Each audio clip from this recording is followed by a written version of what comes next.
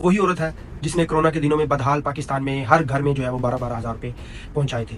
یہ وہ عورت ہے جس نے بھرپور کارکردگی دکھائی تھی اور پاکستان نمبر 2 کے اوپر آیا تھا کورونا کے دنوں میں. اس کو تو آپ لوگ اچھی طرح جانتے ہوں گے. ہاں، اگر آپ لوگ نہیں جانتے وہ لوگ جانتے ہوں گے جنہوں نے اس سے مفید ہوئے تھے. 12,000 روپے سے مفید ہوئے تھے.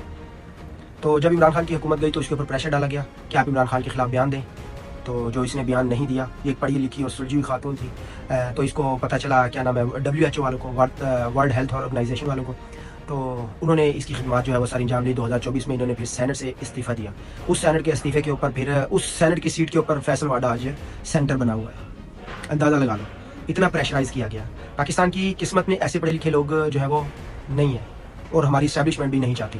ہماری قسمت میں ویسے ہی لوگ ہیں، عطا اللہ تارڑ جیسے، عظمیٰ بخاری جیسے، یا پھر ہنا پرویز بٹ جیسے، جو ان کے تلوے چاٹتے رہے. یہ ہے پاکستان کی قسمت. ابھی آگے 40 سال آپ لوگ اور جو ہے وہ برداشت کیجیے گا ان کی نسلوں کو. جو ہے وہ مصطفیٰ کمال جو ہے وہ وہاں پر جا کر پاکستان کا بیانیہ لے کر ان کے پاس گیا اور وہاں سے ان سے سیلفیاں کھنچوا رہا ہے. ان کے ساتھ سیلفیاں کھنچوا رہا ہے. یہ آپ دیکھ لو. ہمارے جتنے بھی پڑھے لکھے لوگ ہیں وہ سارے باہرلے ملکوں میں جو ہے وہ اپنی خدمات انجام دے رہے ہیں.